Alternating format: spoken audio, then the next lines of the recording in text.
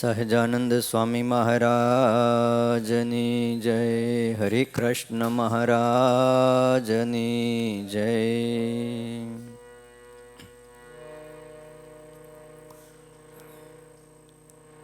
અણોરણિયાન મહતો મહિયાન યોસો ગુહાયામ નિહિતોસ્ય જંતો તમ સર્વગમ સર્વતો દુર્ગમ ચ મદામદમ દેવ મહં પ્રપદ્યે.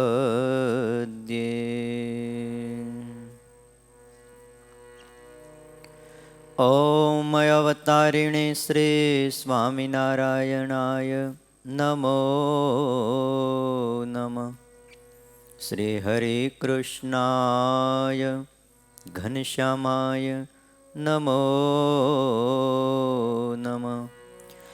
એકાકી વનવાસીને કઠિન તપકારિણે શ્રી નીલકંઠ વર્ણિન્દ્રાય નમો નમઃ.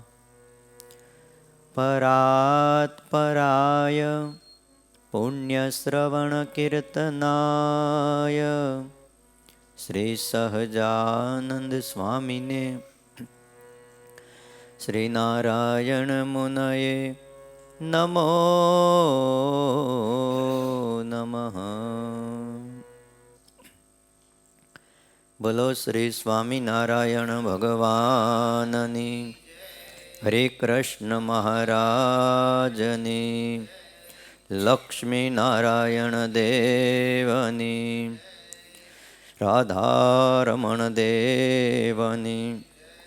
સિદ્ધેશ્વર મહાદેવ. વિઘ્ન વિનાયક દેવની. કાષ્ટભંજન દેવની જય. વાલા ભક્તજનો, સર્વાધાર સર્વોપાસ્ય ઈષ્ટદેવ ભગવાન શ્રી સ્વામિનારાયણ, વાત્સલ્ય મૂર્તિ પૂજ્યપાદ ગુરુજી, આપ સૌ વહાલા ભક્તજનો,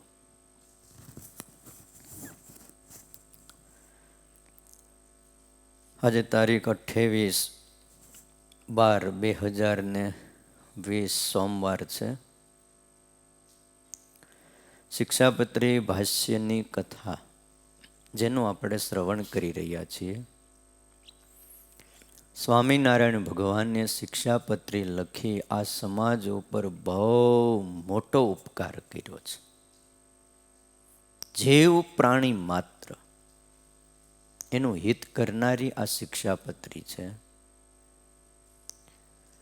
તમામના ધર્મો લખ્યા. આખી જિંદગી સ્વામિનારાયણ ભગવાનના ચરણનું પાણી પીને ધોઈને તો એમના ઋણમાંથી મુક્ત ન થાય એવો મોટો જબરો ઉપકાર શ્રીજી મહારાજે આપણા ઉપર કર્યો છે.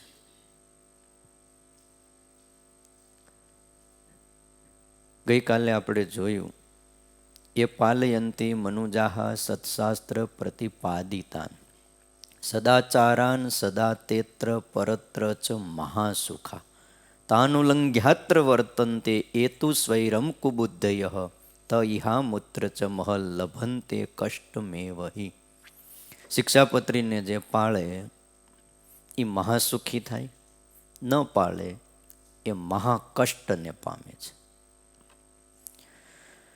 વચનામૃતના આધારે થોડી વાતો આપણે સાંભળી હતી કે જેને જેટલો નિયમમાં ફેર પડે એટલો ક્લેશ થાય. ક્લેશ કહેતા દુઃખ થવાનું કારણ એટલું છે કે નિયમનો લોપ. આ લોકમાં તમે જુઓ, સહેજ ગાડી ચલાવતા હોય નિયમ ફેર થઈ જાય છે તો દુઃખ આવે છે કે નથી આવતું. કદાચ બહુ ડાયા હોય તો ઓલા 4 રસ્તે ઊભા હોય એની પાસેથી છટકી જાય તો આગળ ક્યાંક ભટકાડીએ, એ ફળ મળી જ રહે. નિયમમાં રહે, ગમે એવો જ્ઞાની હોય, વૈરાગ્યવાળો હોય, પણ જો નિયમ હોય ને તો વાંધો નથી, નિયમ ન હોય તો એનો ઠા ન રહે. વળી શ્રીજી મહારાજે, આપણે રોજ પદ બોલીએ છીએ, આજ મારે ઓરડે રે આવ્યા અવિનાશી અલબેલ, 4 પદ છે. એમાં એ વાત લખાણી છે, સૌ તમે પાળજો રે, સર્વે દ્રઢ કરી મારા નેમ, તમ પર રીઝશે રે, ધર્મ ને ભક્તિ કરશે ક્ષેમ. તમારું કુશળ કરશે. શ્રીજી મહારાજ કે તમારી ઉપર અમે રાજી થશું અને સાક્ષાત અમારા માતા પિતા ધર્મ અને ભક્તિ એ પણ રાજી થશે. પણ કેવી રીતે? તમે પાળજો, દ્રઢ કરી અને આ મારા નિયમને પાળજો. આવી રીતે શ્રીજી મહારાજે બહુ વાતો કરી છે. વળી ભક્ત ચિંતામણીમાં એ વાત પણ પાછી લખી, સુખ દુઃખ સર્વે ભેળું આવે, તેમાં રાખજો સ્થિરમતી, જાળવીશ મારા જનને, વળી કરીશ જતન અતિ. સુખ દુઃખ સર્વે ભેળું આવે. આ 2 વસ્તુ એવી છે કે ભેળા આવે. સુખ આવે ને એટલે આપણને એની પાછળનું દુઃખ નથી દેખાતું, અને દુઃખ પડે તો એની પાછળનું સુખ પણ મને તમને દેખાતું નથી. એટલે એમ લાગે કે ઓહો આટલું બધું મારે દુઃખ. જો આ વખતે છે ને મારે તમારે પૂરું કરવાનું છે, સમજાણું કઈ? એટલે જે આવે ને એ સ્વીકારતું જ જવાનું. પૂરું કરવું છે, એટલે પૂરું ન કરવું હોય તો ભગવાન એને છે ને નકરું સુખ જ આપે, ભલે તમે તારે હાકે રાખે. હજી તારે જન્મ લેવાના છે, અને જેને જન્મ ન લેવાના હોય ને પૂરું કરવાનું હોય એને તમે જો ગમી ત્યાંથી આવ્યા જ કરે, આવ્યા જ કરે. દાદા ખાચરના દરબારગઢમાં સાક્ષાત ભગવાન બિરાજતા હતા, તો દાદા ખાચરને કાંઈ ઉપાધિ ઓછી આવતી હતી? તમે જુઓ તો ખરા. ભગવાન તરફથી, સંત તરફથી અઢળક સુખ હતું, તો આમ સમાજ તરફથી, ઓહો આજુબાજુના રાજા મહારાજાઓ તરફથી કેટલું દુઃખ હતું. અને ઉપાધિ સમાવવી જ પડે આવે એટલે. સુખ દુઃખ સર્વે ભેળું આવે, તેમાં રાખજો સ્થિરમતી. આ મતીને સ્થિર રાખજો. જાળવીશ મારા જનને, વળી કરીશ જતન અતિ. મારા હરિભગતને હું જાળવી લઈશ. જેમ માં દીકરાની જતન કરે, માવજત કરે, એમ હું મારા આશ્રિતની રક્ષા કરીશ. એમ કરતા જો પંડ પડશે, આ પાછું આમાં એવું છે, હું તો જાળવીશ, રક્ષા કરીશ, પણ એમ છતાંય એનું પ્રારબ્ધ જ જો પૂરું થઈ ગયું હોય તો બધીએ ભગવાન કંઈ પ્રારબ્ધ હાંધી નથી દેતા. પ્રારબ્ધ કર્મ એક નિર્માણ થઈ ગયું કે આટલા વર્ષ તમારે જીવવાનું, એટલા શ્વાસ લેવાના, હવે એ જ પૂરું થઈ જાય. એમ કરતાં હું રક્ષા કરતો આવું, પણ પછી તો એનું એન્ડ આવે કે નહીં? પંડ પડે તો આગળ સુખ છે અતિ ઘણું, તો આગળ બહુ જાજુ સુખ છે.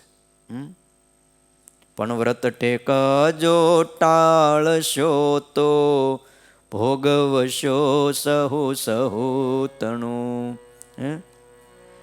પણ વ્રત ટેકજો ટાળશો તો, ભોગવશો સહુ સહુ તણું.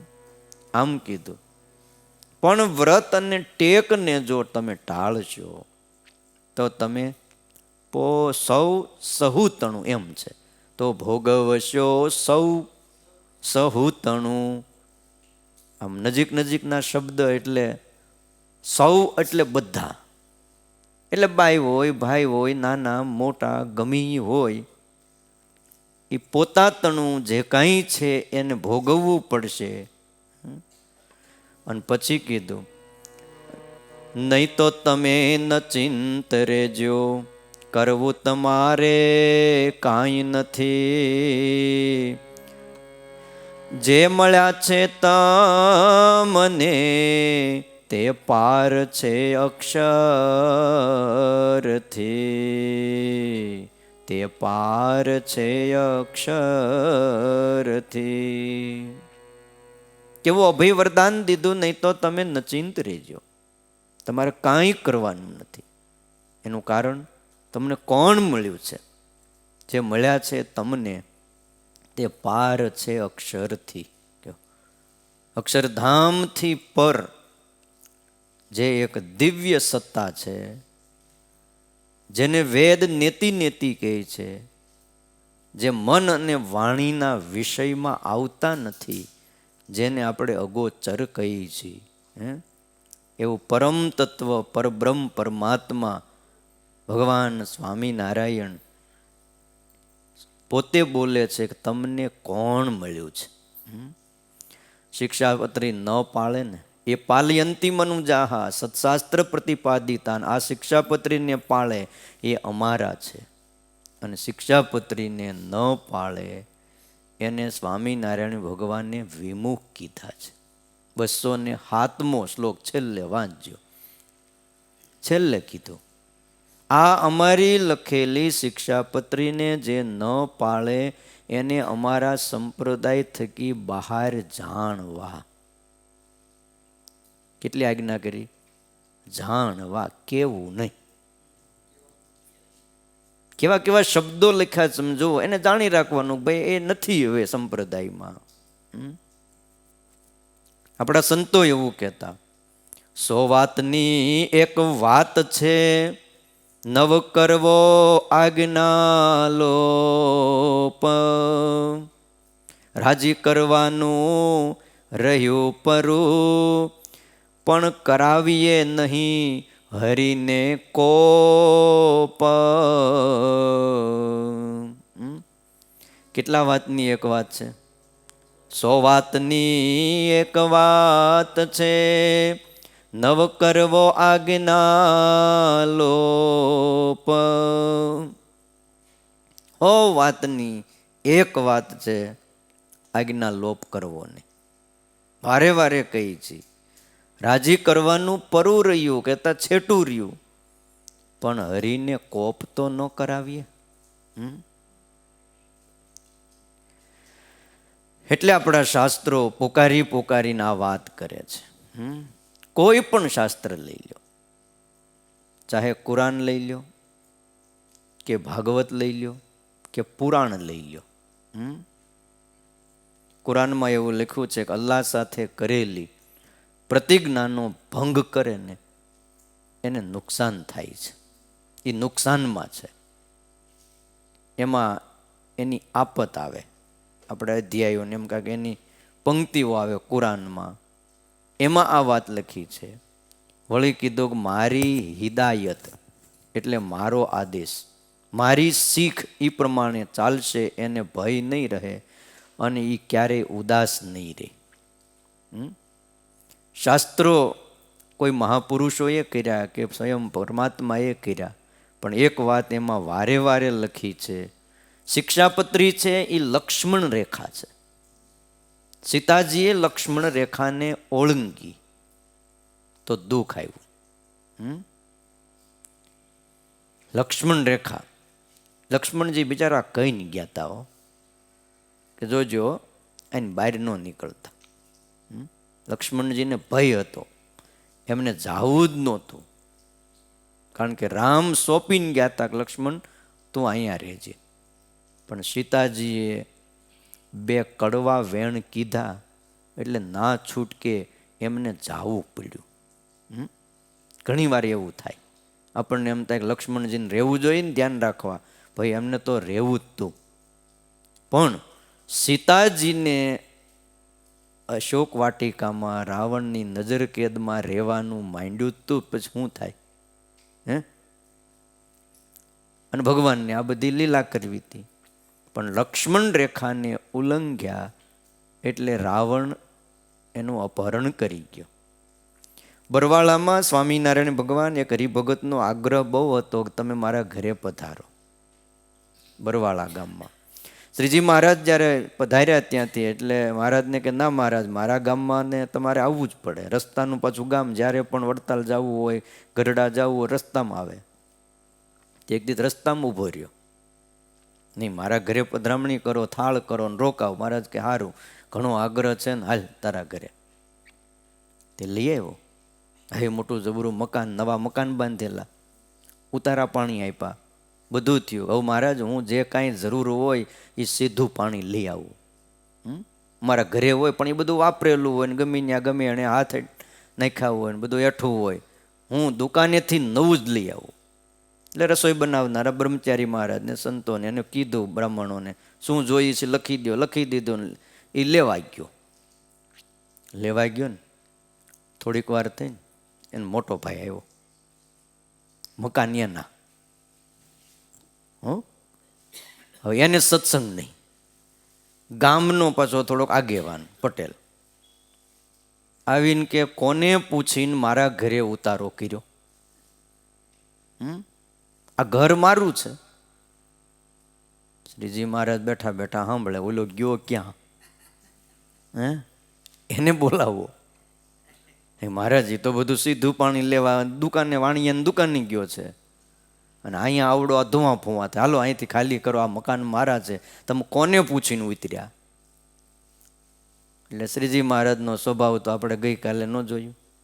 ચટકીદાર સ્વભાવ, કઠણ વચન સહન કરે નહીં. મહારાજ કે હાલો આપણે નીકળીએ. પછી ઘોડા ઉપર બેઠા ને બધો રસાલો લઈને નીકળ્યા. ત્યાં ઓલો બધું લઈને હાલ્યો આવે. અરે મહારાજ, રસોઈ કરવાની છે. પણ તું રસોઈની વાત પછી મકાન કોના હતા? તો મારા ભાઈના. ભાઈઓ ભેગા છો? તો ના ના, નોખા થઈ ગયા છે.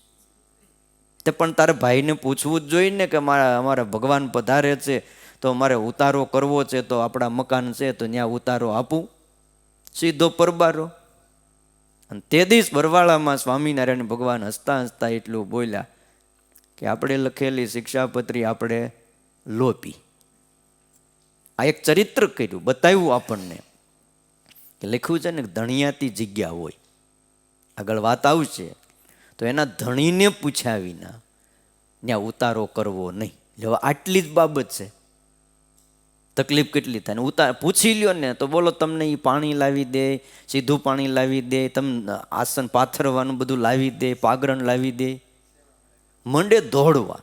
અને જો પૂછ્યું ન હોય ને, ઓહો, પાણીની તો વાત જવા દો, પણ વાણી ગાળી ન આપે.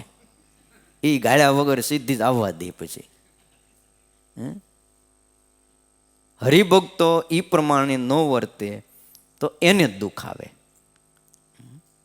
મુમધા ગામ છે, ત્યાં ઈશ્વર કરીને બ્રાહ્મણ હતો. એને નિયમમાં કંઈક ફેર પડેલો, ભૂત વળી ગયું. પછી એના કાકા સત્સંગી એની હારે પછી કંઈક આવેલો. એ જેતલપુરમાં સ્વામિનારાયણ ભગવાન સભા કરીને બેઠા હતા, ત્યાં આવ્યો. મને ભાઈ ધૂણે કે આને બ્રહ્મ રાક્ષસ વળી ગયો છે, કાઢવો કેમ? તેને બોલાવ્યો, અહીં બેસ. કીધું તને બોલ ક્યાં મોકલું? બ્રહ્મ રાક્ષસને કે ક્યાંક મોકલવો જ પડે ને, મારે કાઢવાનો છે. તો એમ કરી તું મારામાં આવી જા, આને મૂકી દે, આ બિચારો હેરાન થાય છે, બ્રાહ્મણનો દીકરો. ના મહારાજ, તમારામાં ન અવાય. તો આ સાધુ હાવ બેઠા છે માળા લઈને, એનામ કોક નામ આવ્યું. અરે ત્યાં તો બળી મરું, ત્યાં તો અગ્નિ, એમાં ન અવાય. તો અમારા સત્સંગી બધા બેઠા છે, એનામાં આવ્યું. તો કે એમાંય નો પ્રવેશ કરી શકું. દૂર બહેનો બેઠા હતા, એમાં કોકને નિયમમાં ફેર હતો, કોઈ નિયમ ધર્મ અમુક નહીં પાળતા હોય. એટલે બ્રહ્મ રાક્ષસને કીધું તું ઓલા બહેનોમાં જા. ત્યાં તો દૂરથી હો બહેનો કે ના મહારાજ, આ બાજુ નહીં, ત્યાં રાખો. તમે કહેશો એવા નિયમ પાળશું, તમે કયો એવા નિયમ અમે એમાં વર્તશું, પણ આને અહીં નહીં મોકલતા મા બાપ. એટલે નિયમમાં ફેર પડે ને તો ત્યાં ભૂત પ્રેતાદિક બ્રહ્મ રાક્ષસો આદિકનો પ્રવેશ થાય છે. એટલા માટે શાસ્ત્રમાં લખ્યું, આપણા સંપ્રદાયમાં બહુ મોટા પંડિત થઈ ગયા, વિદ્વાન થઈ ગયા. કાશીમાં એણે સ્વામિનારાયણ એની એવી અટક પડી ગઈ હતી, કૃષ્ણ વલ્ભાચાર્ય. જુનાગઢના સાધુ, હજી સમજો ને 40 વર્ષ થયા છે ધામમાં ગયા, 40-45 વર્ષ, બહુ જાજા વર્ષોય નથી ત્યાં, ધરા ઉપર હતા. એમણે શિક્ષાપત્રી ઉપર થોડી વાતો લખી છે, સંસ્કૃતમાં લખી, કિરણાવલી એનું નામ છે. એમાં એણે લખ્યું કે એ સત્શાસ્ત્ર પ્રતિપાદિતાન સદાચારાન પાલયંતી તે અત્ર મનુજાહા ઉચ્યંતે. આ સત્શાસ્ત્રને પ્રતિપાદન કરેલી શિક્ષાપત્રી, એને જે સદાચારને પાળે એને મનુષ્ય કહેવાય. અન્ય તું પશવઃ, બીજાને પશુ કહેવાય. જે પાળે તે મનુજાહ અત્ર ચ પરત્ર ચ મહાસુખા ભવંતી. આ લોકમાં અને પરલોકમાં મહાસુખિયા થાય છે.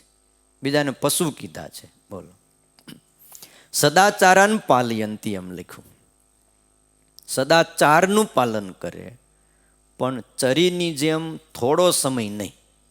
કોઈ માંદો હોય એને પરેજી આપે ડૉક્ટર કે ભાઈ હમણાં તમને શરદી થઈ ગઈ છે, તમે હમણાં થોડાક દી ઠંડુ નહીં ખાતા, ખાટું નહીં ખાતા, તળેલું ગળ્યું આ બધું નહીં ખાતા, તો એને શું કહેવાય? ચરી કહેવાય, પરેજી કહેવાય છે. તો કેટલો સમય હોય? સારું થાય ત્યાં સુધી. આ માસ્ક બાંધવાની છે ચરી, એ કેટલો સમય? કે જ્યાં લગી ભાઈ રોગ છે, કદાચ વરદી હાલો 1.5 વર્ષ, પણ પછી એ નિયમ પૂરો થાય છે. તો ચરીની જેમ સદાચારાન પાલયંતી નથી કે ભાઈ હાલો 2-4 મહિના આપણે સત્સંગી ત્યાં પાળી લઈને પછી નહીં, એમ નહીં. ધર્મ છે, ભગવાનની આજ્ઞા છે, એ વાર તહેવારે પહેરવાના કોઈ આભૂષણો કે કપડાં નથી.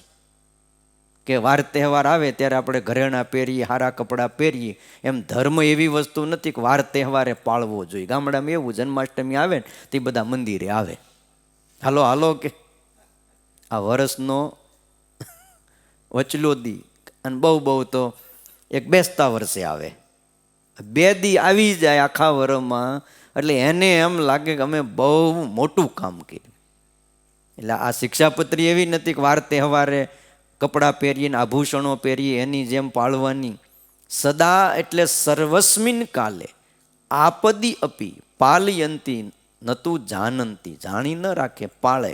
આપતકાળ આવે તો પણ ધર્મને ન મૂકે, એને ધર્મ પાળ્યો કહેવાય.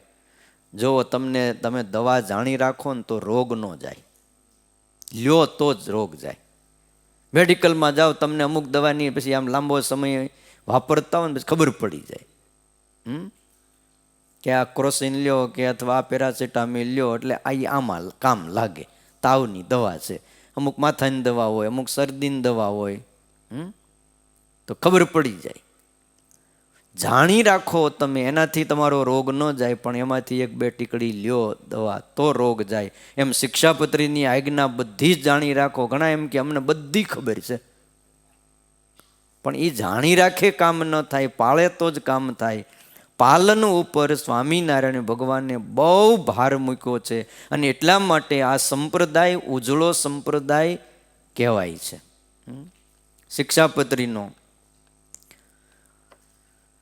સર્વશાસ્ત્રનો સાર એટલો જ છે, અને શિક્ષાપત્રીની ભાષા એ સૂત્રાત્મક છે, બહુ ટૂંકી લખી. સવારે દીવ ઉગ્યા પહેલાં ઉઠવું, બહુ નાની, એક જગ્યાએ બેસીને દાંતણ કરવું, સ્નાન કર્યા પછી ધોયેલું એક વસ્ત્ર ઓઢવું અને એક પહેરવું, ઉત્તર મુખે અને પૂર્વ મુખે બેસીને પૂજા કરવી, પ્રથમ માનસી પૂજા કરવી, મંત્રનો જાપ કરવો.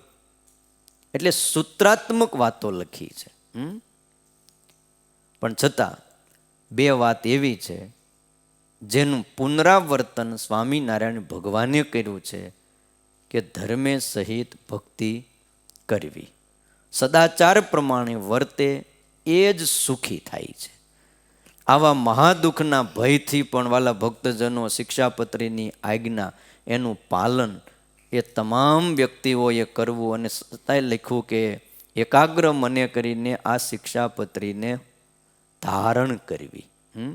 આટલી આજ્ઞા લખ્યા વાત કર્યા પછી 10મો શ્લોક સ્વામિનારાયણ ભગવાન પોતે લખે છે. અતો ભવદ ભીર્મત શિષ્ય સાવધાનતયા ખિલે પ્રીત્યૈતા મનુવશ્રુત્યૈવ વર્તિતવ્યમ નિરંતરમ. અતઃ એટલા માટે આ લોકમાં અને પરલોકમાં મહાસુખ્યા થવું હોય એણે આ શિક્ષાપત્રીનું પાલન જરૂરી છે. અતઃ એટલા માટે ભવદ્ભિઃ તમે બધાય જો છો દુઃખી ન થવું હોય ને સુખી જ થવું હોય તો મારા શિષ્યોએ મારા આશ્રિતોએ સાવધાનતયા સાવધાનીપૂર્વક અખિલેય બધાએ પ્રીત્યતા એક પ્રીતિથી આવલી દવા પરાણે પરાણે લઈ લેવી પડે એમ નહીં, પણ જેમ શીરો પ્રીતિથી લ્યો છો એમ આજ્ઞા પાળવાની. હે જો શરબત પીને એ પ્રીતિથી પી, પણ લીમડાનું પાણી પીને હે પરાણે પરાણે ચૈત્ર મહિનો આવે ને તે 10 દી 15 દી અમુક લોકો લીમડાનું પાણી ભગવાનને ધરાવે પીવે, પણ એટલી બધી શરબત જેવી એમાં પ્રીતિ ન હોય.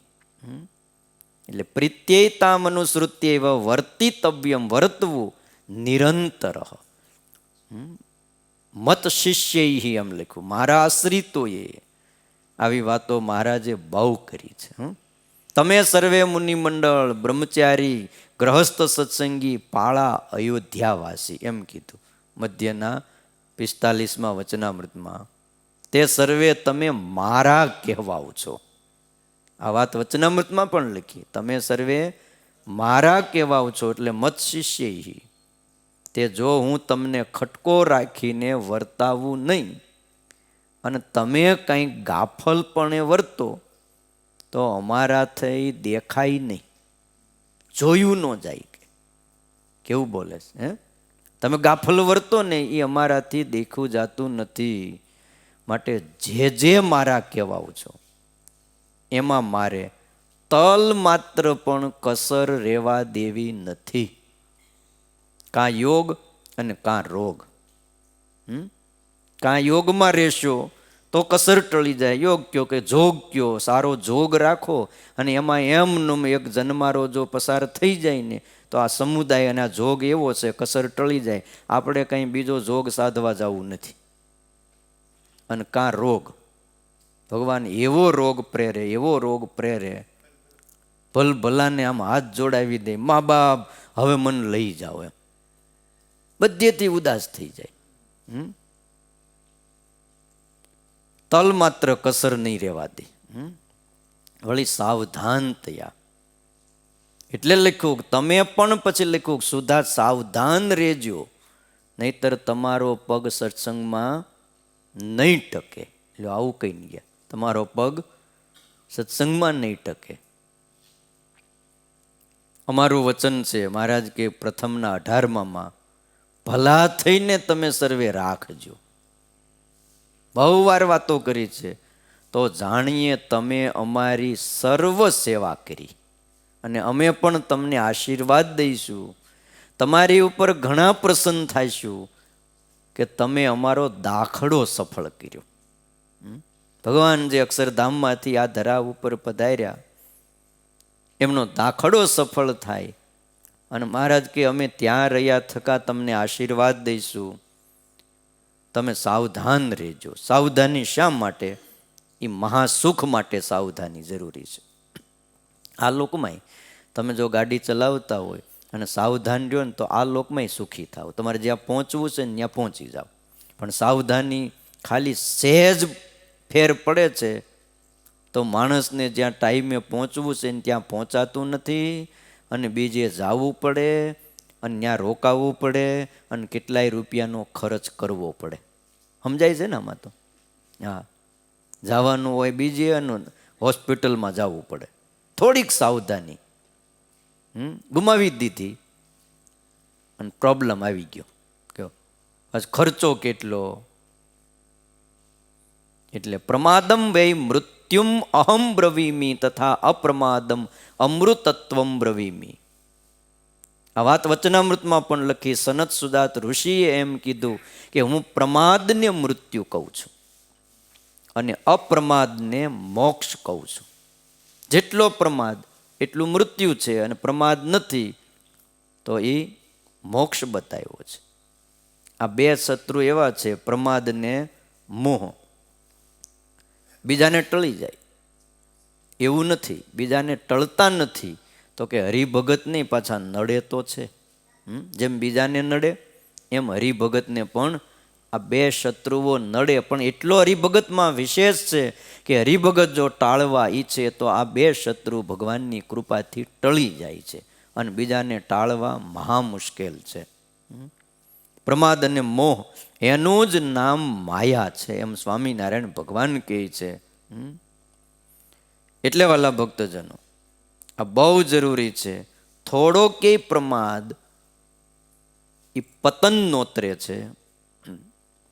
હવે ઘોડાની રાજાઓ યુદ્ધે જતા ને, તે ઘોડાઓ હોય, રથ હોય, બધું હોય, એ ઘોડાની નાળમાં ખીલો થોડોક ઢીલો થઈ ગયો હતો. એટલે ઓલાને ખબર, ઓલાને સૈનિકોને કે એના માણસોને, કે આ વસ્તુ થઈ છે. તો કે ભાઈ હવે હાલ છે, ચલાવ્યું. તે યુદ્ધમાં તો ગયા, યુદ્ધ ચાલુ થઈ ગયું. અને એમ કહેવાય છે કે યુદ્ધમાં ઘોડો પાછો પડ્યો. પાછો પડવાનું કારણ, નાળમાં ખીલો હોય એ ઢીલો પડી ગયો, અને ઘોડો બિચારો, એને પગમાં તકલીફ થાય એટલે પાછો પડ્યો. રાજા, એનો અસવાર, આ બધા હણાણા, સૈન્ય ભાગી ગયું, અને રાજ આખું હારી ગયું. ફક્ત ને ફક્ત એને ખબર હતી કે આ નાળમાં ખીલો ઢીલો થઈ ગયો છે, એને ટાઈટ કરવો પડે, પણ ચાલશે આટલું કર્યું. શું થયું? જો સૈનિકો મરાણા, રાજા પણ હણાણો, એને કેટલા ઘા વાગી ગયા, અને આખું રાજ ગયું. લ્યો, ચાલશે, હાલે રાજ. એટલે આટલી સાવધાનીની વાલા ભક્તજનો ખૂબ જરૂર છે. ક્યારે પણ એવો વિચાર ન કરવો ચાલશે. એક જ ખીલાને લીધે ઘોડાની નાળ ગુમાવાય.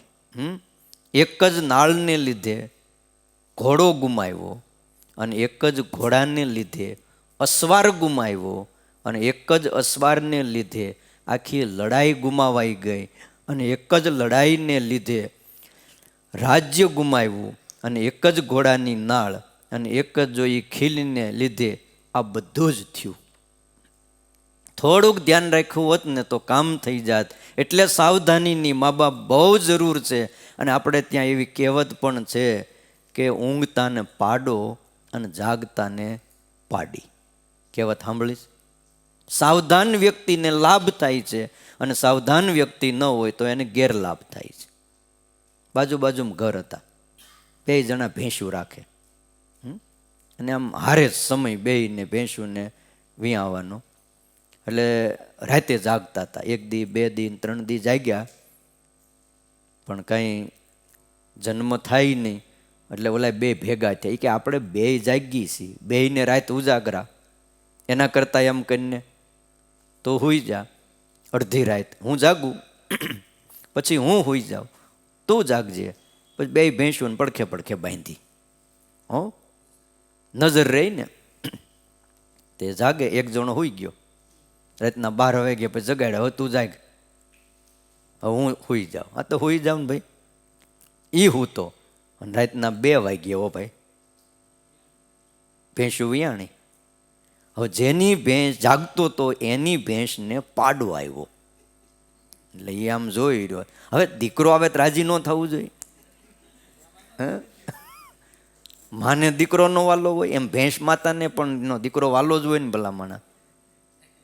એટલે અને ઓલી બાજુવાળાને ભેંસ વિયાણી, એને પાડી આવી. એટલે આણે હળવેગથી ઓલો પાડો હતો ને ભાઈ નાનું એવું હોય, ઊંચકીને આ બાજુ મૂકી દીધું, અને ત્યાંથી પાડી લઈને આ બાજુ મૂકી દીધી. હવે અંધારું હતું એટલે એમાં ભેંસની ખબર ન રહે. એને એમ કે આ પગ પાસે પડ્યું હતું, એ આપણું દીકરું, એને માંડી ચાટવા. આ બાજુ ઓલાને જગાડ્યો, પછી થોડીક આગી પાછી કરીને બધું ગોઠવીને પછી કે જાગો, ભેંસ વિયાણી, શું કહો છો? હા હા જાગો. એ સફાળો જાગ્યો, અને જાગીને જો શું આવ્યું જોઈ લ્યો ને. કે જોયું તે પાડો આવ્યો. તેમાં એવું જ છે ને કે હે જાગતા ને પાડીને ઊંઘતા ને પાડો. લ્યો ત્યાંથી કહેવત પડી ગઈ. કયો માટે વાલા ભક્તજનો, સાવધાનીની બહુ જરૂરી છે. એક સામાન્ય બાબત હોય આ લોકમાં સહેજ સાવધાની ગુમાવી દે છે તો પણ બધું જતું રહે છે. એટલે પ્રમાદ ભગવાનના ભક્તોએ ક્યારેય ન રાખવો.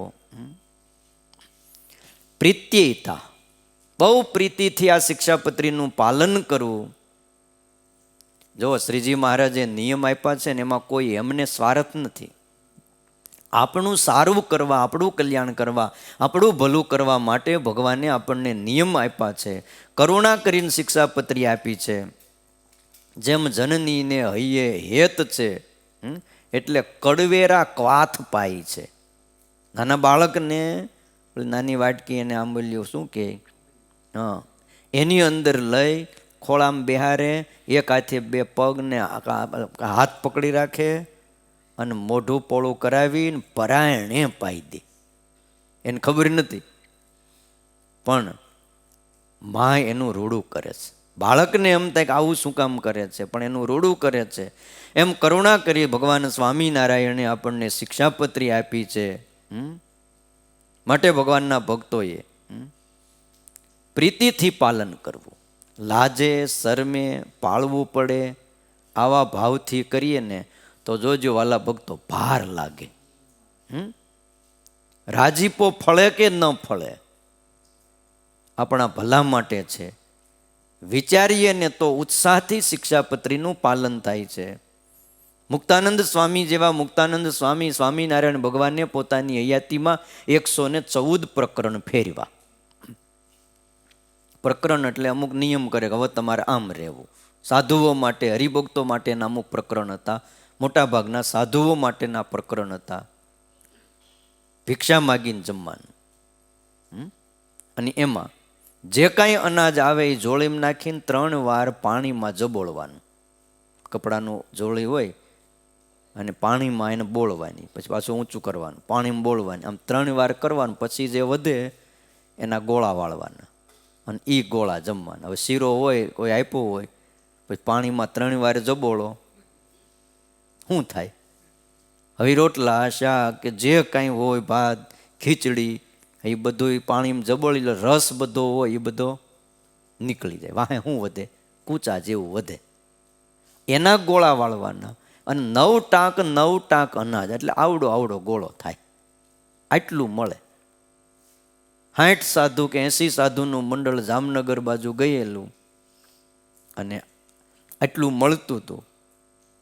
ત્યારે મુક્તાનંદ સ્વામીએ અગાઉથી લીમડો ઘોળીને પીવા માંડ્યો. એટલે કોઈએ કીધું કે સ્વામી કેમ? તો કદાચ લીમડો પીવાની આજ્ઞા કરે ને તો કઠણ ન પડે એમ. અત્યારથી આપણે પ્રેક્ટિસ કરી લઈને આવી સાવધાની, આવી તૈયારી વિચાર તો કરો. એટલે વાલા ભક્તજનો, નિરંતરમ કાયમ આ શિક્ષાપત્રીને અતો ભવદ્ભિર્મત શિષ્ય સાવધાન તયા ખિલે પ્રીત્યેતા મનુસૃત્યૈવ વર્તિતવ્યમ નિરંતરમ. નિરંતર કાયમના માટે આ શિક્ષાપત્રીને અનુસરીને વર્તવું. સુરા ખાચર જેવું નિયમ ન લેવું. સુરા ખાચરના નિયમની વાત સાંભળી તમે? બોલો. ચોખાનું નિયમ લીધું. ચોખા ન ખાવા, ભાત. હવે એમાં સ્વામિનારાયણ ભગવાન સભા દરબાર ગઢમાં અને એમાં રસોઈ કોઈ હરિભગતે દૂધપાકની આપી. દૂધપાકમાં શું હોય? ત્યાં આમ પીરસતા પીરસતા આવે ને સુરા ખાચર બેઠા હતા, પડખે અલિયા ખાચર. એટલે અલિયા આ શું હાલ્યું આવે છે? શું પીરસે છે? દૂધપાક છે બાપુ. નહીં, આમ ધોળું નથી દેખાતું, પણ એ તો બરાબર. દૂધપાકમાં હોય શું? દૂધપાકમાં શું હોય? ચોખા હોય, ખાંડ હોય, મસાલા હોય. એમ ચોખા હોય? બાપુ તમારે તો નિયમ છે ને, પણ તમે શું કામ સંકલ્પ કરો? ચોખાનું નિયમ છે ને. આપણે ચોખાનું નહીં, આપણે ઘઉંનું. એ ગઈકાલે હતું, આજે ઘઉંનું નિયમ. ઘઉં ન ખાવા. બાપુ કેદી નિયમ બદલ્યું? બસ આજથી જ તે ચોખાનો નિયમ મૂકીને ઘઉંનું નિયમ લીધું. હવે 2-4 દી થયા વળી કોઈ હરિભગતની રસોઈ ને માલપુડા બનાવ્યા હતા. ત્યાં હાલ્યા હવે પીરસતા પીરસતા તો વળી પાછા ઓલા બેઠેલા એટલે હાલિયા આ ગોળ ગોળ શું હાલ્યો આવે છે? એ માલપુડા છે બાપુ, તમારે નિયમ છે બોલતા જ નહીં હવે કાંઈ. માલપુડા હેના બને? એ ઘઉંના લોટમાં જ બને. તમારે ઘઉંનું નિયમ છે? ના ના, ઘઉંનું આપણે પૂરું કર્યું. આપણે હતું એ બરાબર છે, બોલ્યું ફરે એ કે બીજો હોય.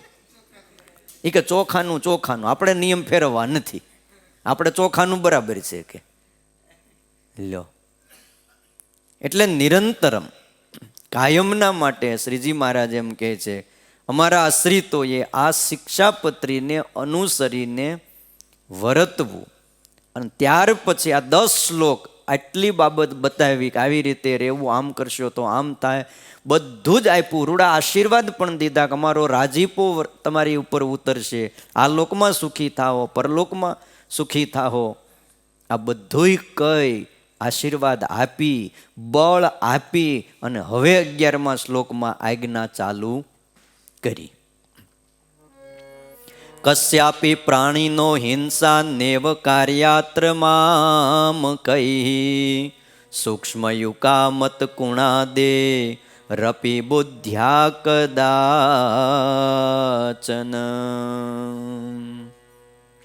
11મા શ્લોકથી આજ્ઞા ચાલુ થઈ છે. કસ્યાપી પ્રાણીનો હિંસા, કોઈ પણ પ્રાણીની હિંસા અમારા આશ્રિતોએ નૈવ કાર્ય ક્યારેય પણ ન કરવી. કોની? તો કે સૂક્ષ્મ એવા જૂ, માકડ, ચાચડ, આ બહુ ઝીણા હોય છે, જાણીને એમની હિંસા ન કરવી. પછી વાળતા હો, કંઈ પોતું મારતા હોય, એ અજાણ્ય સહેજે તો તમે હાલ્યા જતા હો, આ બધું કંઈ પગ માથે લઈને તો હલાતું નથી. આ બધી આજ્ઞાઓને સમજી રાખવી, જાણીને ક્યારેય પણ હિંસા ન કરવી. લૌકિક હિંસાનો નિષેધ કર્યો અને જ્યાં 11 નિયમ બતાવ્યા નિર્વિકલ્પ ઉત્તમતી, એમાં પણ લખ્યું હિંસા ન કરની જંતુ કી. અમારા આશ્રિતોએ કોઈ પણ જંતુની હિંસા ન કરવી. કારણ કે આપણા શાસ્ત્રો એમ કહે છે અહિંસા પરમો ધર્મ. આ વાત વાસુદેવ મહાત્મ્યની અંદર લખી છે. અહિંસા એ મોટામાં મોટો ધર્મ છે.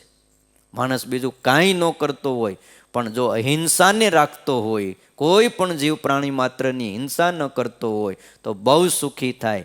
આની આ વાત મહાભારતમાં શાંતિ પર્વના મોક્ષ ધર્મમાં પણ લખી છે, અહિંસા પરમો ધર્મ. કયો ન હિંસ્યાત સર્વભૂતાની. સ્મૃતિઓમાં એવું લખ્યું છે કોઈ પણ જીવ પ્રાણી માત્રની હિંસા ન કરવી. મા હિંસ્યાત સર્વાણી ભૂતાની. શ્રુતિમાં એવું કીધું છે કોઈ પણ જીવ પ્રાણી માત્રની હિંસા ન કરો. અહિંસા સકલો ધર્મ. કયો તમામ ધર્મમાં શિરમોડ જો કોઈ હોય ને તો એ અહિંસા છે. વ્રતાનામ અવીર હિંસનમ. વ્રતોમાં હું અહિંસા છું.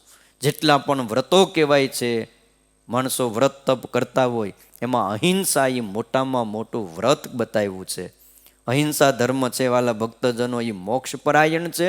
સ્વામિનારાયણ ભગવાને ગરડા પ્રથમના 69મા વચનામૃતમાં એમ કીધું કે એ સાધુનો ધર્મ છે. બાકી હિંસા કરવી ને દુષ્ટનો ધર્મ છે. યુધિષ્ઠિરનું 1000 ગામમાં રાજ હતું તો એણે સાધુતા રાખી. અને ભીમસેન જેવા ડારા દેનારા તો ઘણા હતા, પણ કેટલો એણે ધર્મ પાળ્યો છે. મૃત્યુકાળે પ્રાણીઓને બહુ કંપારી છૂટે છે. જેમ પોતા પર એમ બીજા જીવ ઉપર દયા રાખવી જોઈએ, એમ શ્રીજી મહારાજ પોતે કહેતા. કોઈ પણ પ્રાણીનું મૃત્યુ થવાનું હોય ને તો એ કંપારી આવે. ગાયું બકરા કપાય ને તો એ પહેલાં એને ખબર પડી જાય. એને આમ ખાલી લઈ જાય ને તમે જુઓ, એક સ્થળેથી બીજે સ્થળે લઈ જાઓ એમાં એને ડર નથી લાગતો. કોઈ માણસ ગાયું ભેંસું વેચી દે અથવા એને કંઈ બીજી જગ્યાએ સ્થળાંતર કરો, એ પ્રેમથી ગાડીમાં બેસી જાય, પણ પહેલું વહેલું હોય તેને ચડવામાં મુશ્કેલી પડે, કારણ કે એને ખબર નથી કે આમાં ઉપર ચડવાનું છે. પણ 1-2 વાર 2-4 વાર આવું થઈ જાય પછી પ્રેક્ટિસ પડી જાય, એ પ્રેમથી ચડી જાય.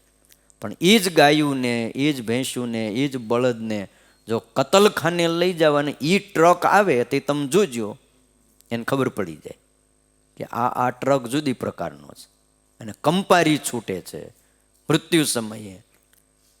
તો એવી જ કંપારી દરેકને છૂટતી હોય, એના ઉપર દયા રાખવી, એમ સ્વામિનારાયણ ભગવાન કહે છે. અને વળી શાસ્ત્રમાં સત્સંગી ભૂષણમાં એવું લખ્યું, હું સર્વમાં અંતર્યામી રૂપે રહ્યો છું, માટે મારી બીક રાખીને કોઈ પણનો મનથી ક્યારેય પણ દ્રોહ ન કરવો. આવી રીતે વાતો લખી છે. અને ગુણાતીતાનંદ સ્વામી પણ એમ કહેતા, શાસ્ત્રમાં મુખ્ય અહિંસા અને બ્રહ્મચર્ય, આ 2 ધર્મને મુખ્ય કીધા છે. કોઈ પણ શાસ્ત્ર લઈ લો, બાઇબલ લઈ લો, તો એમાંય લખ્યું કોઈને મારવા નહીં. પણ અમુક છે ને, એ પાના ખોલતા જ નથી, કોઈને મારવા નહીં. આવું તો પોતે લખીને ગયા છે. દયા ધર્મ કા મૂલ હૈ.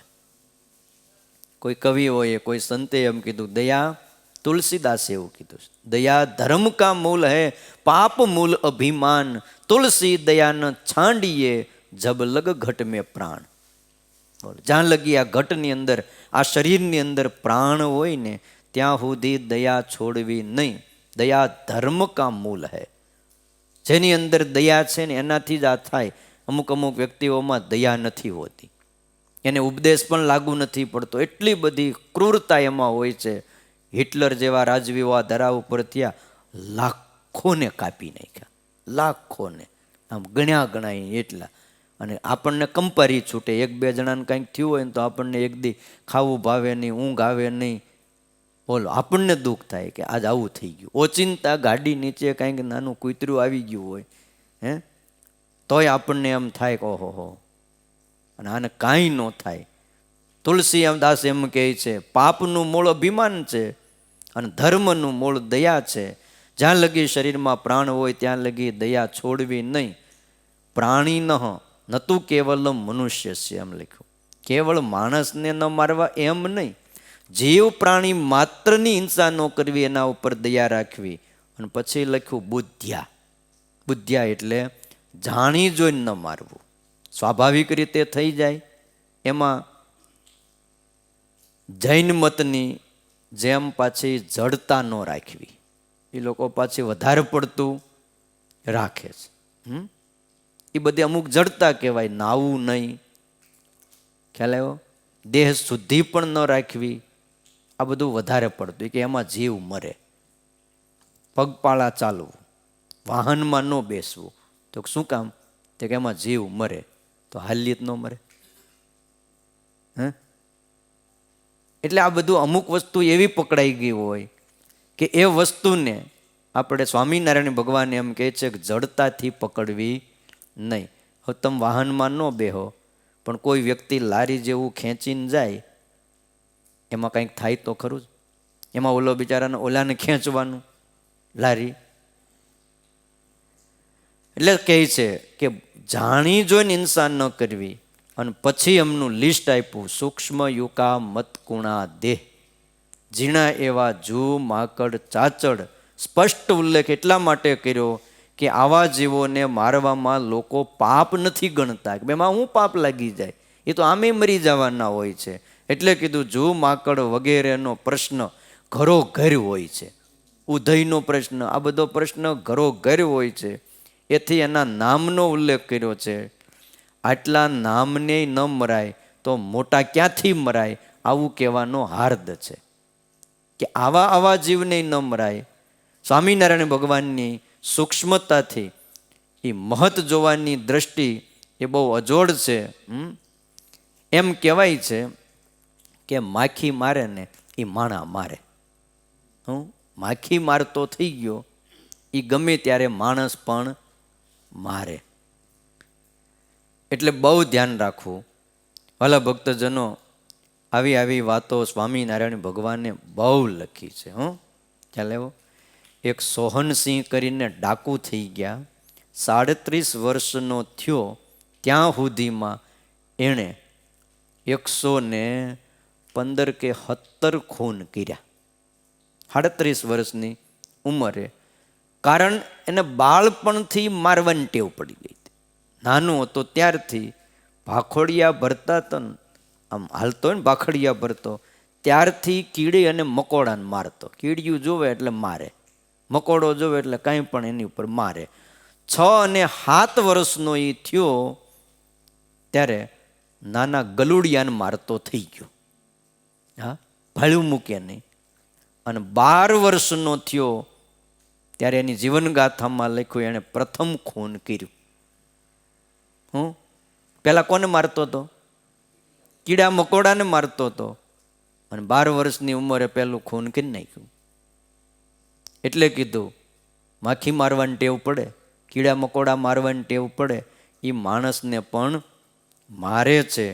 એટલે સ્વામિનારાયણ ભગવાન કહે છે કે અમારા આશ્રિતોએ કોઈ પણ જીવ પ્રાણી માત્રની હિંસા કરવી નહીં. સ્વામિનારાયણ ભગવાનનો સ્વભાવ તો બહુ દયાળુ હતો, બહુ દયાળુ હતો. અતિ દયાળુ રે સ્વભાવ છે સ્વામીનો, પર દુઃખ હારી. સરદારના તળાવમાં માછલીઓને સજીવન કરી હતી, સમાધિ કરાવી. અરે નાના હતા જ્યારે અયોધ્યા છપૈયામાં અને એક તળાવે નાવા ગયા ને માછીમાર ટોપલામાં માછલા પકડીને મૂકેલા અને બીજા માછલા પકડવા ગયા ને બાળમિત્રોએ જોયું, ઘનશ્યામને કહ્યું, ત્યારે એના ઉપર નજર કરી માછલાઓ સજીવન થઈને ઉછળીને બધા પાછા તળાવમાં પડ્યા. અને માછીમારે જોઈને એને ક્રોધ આવ્યો, લાલ ચોળ થઈ ગયો. ઘનશ્યામ તूने तो हमारी सभी मेहनत पे पानी फेर दिया, हमारी मेहनत बधी गई. પછી એને સમાધિ કરાવીને જમપુરી મોકલ્યો, હાથ જોડી દીધા. આટલી દયા હતી. એટલેથી નહીં, જગન્નાથપુરી ગયા, ઓના મલા બાવાજી બધા હતા, એ કે આ ભાજી લેતા આવો તોડો. તો કે લીલી ભાજી અમે ન તોડીએ. કેમ? તો કે એમાં જીવ છે. લ્યો, આ બતાવ્યું દયાળુતાની એક કહેવાય ને હદ છે, ટોપ લેવલની દયા, કે ભાજીમાં પણ જીવ છે, અમે એને નહીં તોડીએ. કે બહુ ડારો દીધો, તલવાર ઉગામી. મહારાજ કે અમને મરવાની તો બીક જ નહોતી, પણ લીલી ભાજી ન તોડી. એટલે વાલા ભક્તજનો, આ શિક્ષાપત્રીને આપણે દ્રઢ કરીને પાળીએ. એમાં થોડાક અપવાદ હોય છે. એ અપવાદની વાત, અપવાદ એટલે અમુક એમાં બાંધછોડ હોય છે. અપવાદ કઈ કઈ જગ્યાએ કેવી રીતે હોય છે એ વાતને આપણે આવતીકાલે સાંભળશું. કારણ કે જો પહેલાં અત્યારે તો આ ગેસ સિલિન્ડર આવી ગયા, એક જમાનો એવો હતો લાકડાથી કરવાનું, તે એમાં પણ અમુક જીવાત હોય, આમ બહાર કાઢ નહીં પણ અંદર ગરી ગઈ હોય, લાકડા ચૂલામાં નાખી, છાણું હોય. તો એ અપવાદ કયા કયા છે એ પણ આપણે શતાનંદ સ્વામીએ ભાષ્યમાં અર્થદીપિકા ટીકામાં બધી વાતો લખી છે. પણ કાલ સવારે આપણે એ કથાને સાંભળશું. અત્યારે અહીં કથાને વિરામ. સહજાનંદ સ્વામી મહારાજની જય.